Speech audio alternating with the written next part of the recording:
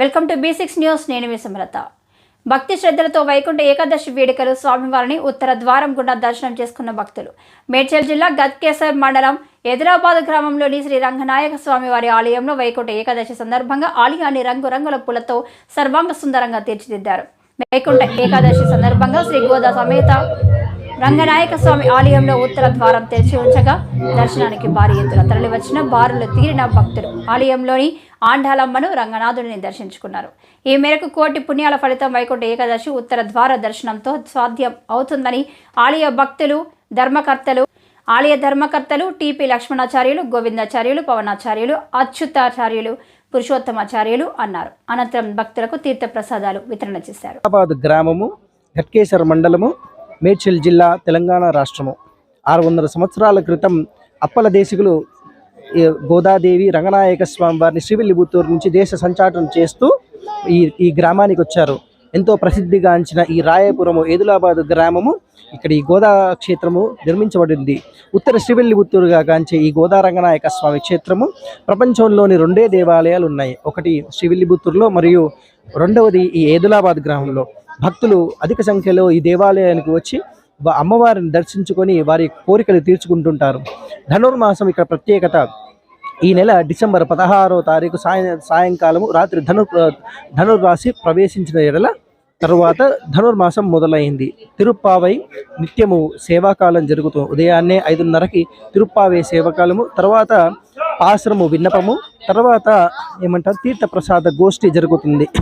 మనకి ఇక్కడ దేవాలయంలో ఈరోజు వైకుంఠ ఏకాదశి ఉత్తర ద్వారముగా భక్తులందరూ కూడా ఉత్తర ద్వారముగా వచ్చి పెరుమాళ్ళని దర్శనం చేసుకుంటూ ఆ రంగనాయక స్వామి, గోదాదేవి, గరుడాల్ వారిని దర్శనం చేసుకుంటూ వారి యొక్క కోరికలు తీర్చమని ఆ ఉత్తర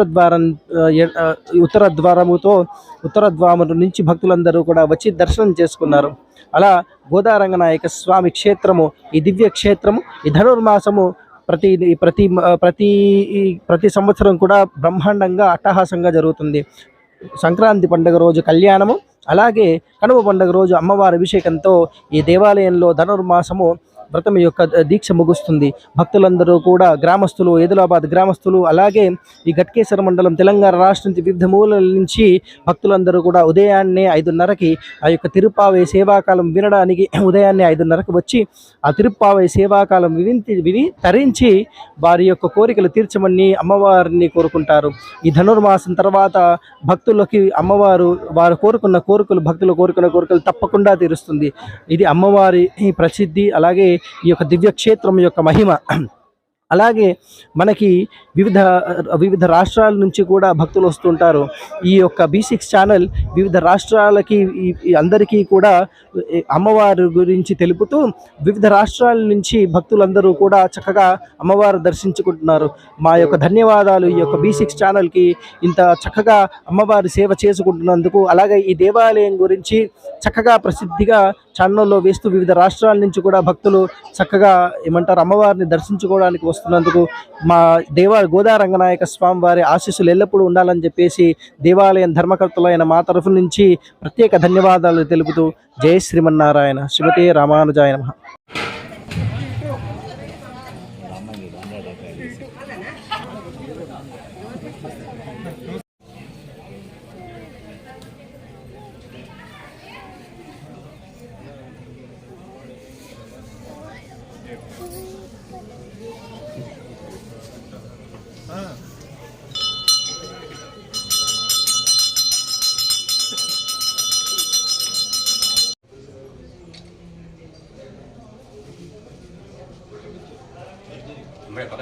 గోవింద వసుదేవతనయ గోవింద గోవింద హరి గోవింద గోకుల నందన గోవింద గోవింద హరి గోవింద గోకుల నందన గోవింద.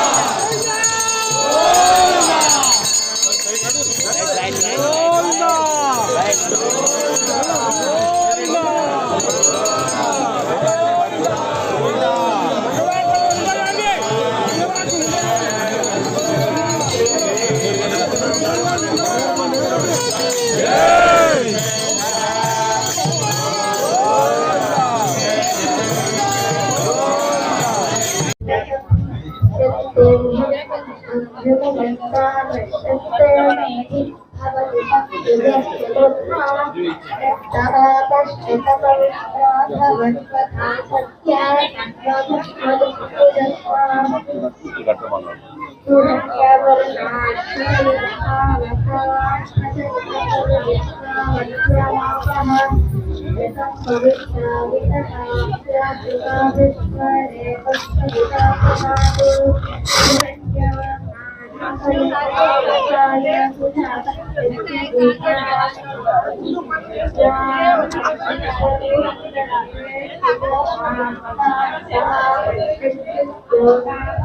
you.